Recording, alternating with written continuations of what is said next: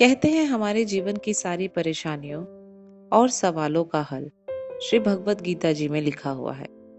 और क्यों ना हो, हम सभी का जीवन किसी महाभारत से कम थोड़े ही है, जहां हम हर पल हर दिन कभी अपनों से तो कभी अपने आप से कोई ना कोई युद्ध कर रहे हैं। और जो लेख खुद एक प्रश्न से शुरू हुआ हो और एक विचार पे खत्म, उससे हमें जवाब कैसे मिलेंगे? या शायद जवाब हमारे अंदर ही हैं और वो प्रश्न उन जवाबों से हमें मिलवा देंगे।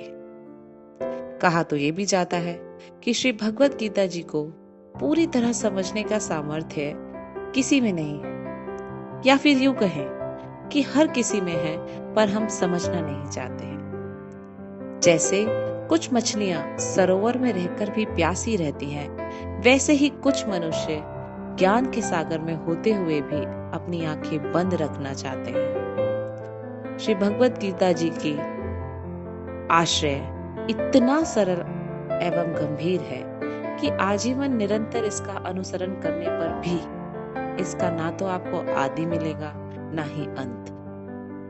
तो आइए श्री भगवत गीता जी और स्वयं अपने सवालों को समझने की कोशिश करें और अपने सवालों के जवाब खुद ढूंढें।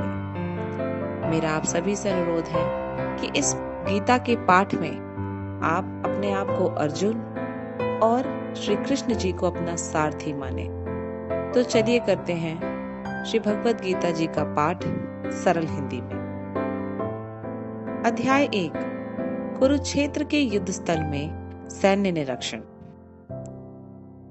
दोनों तरफ युद्ध की तैयारियां शुरू हो चुकी थी और दृष्टिहीन एवं व्याकुल धृतराष्ट्र, जो कि कुरु वंश के राजा और कौरवों के पिता हैं, संजय से युद्ध स्थल का हाल पूछते हैं।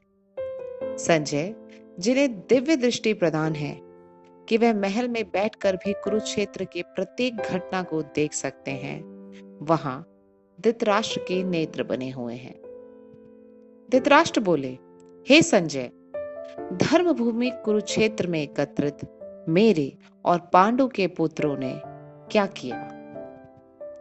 यहाँ धर्म क्षेत्र का अर्थ है धर्म का क्षेत्र, जहां युद्ध केवल सत्ता नहीं बल्कि धर्म और अधर्म के बीच की लड़ाई भी है। कुरुक्षेत्र का अर्थ है कौरवों का क्षेत्र।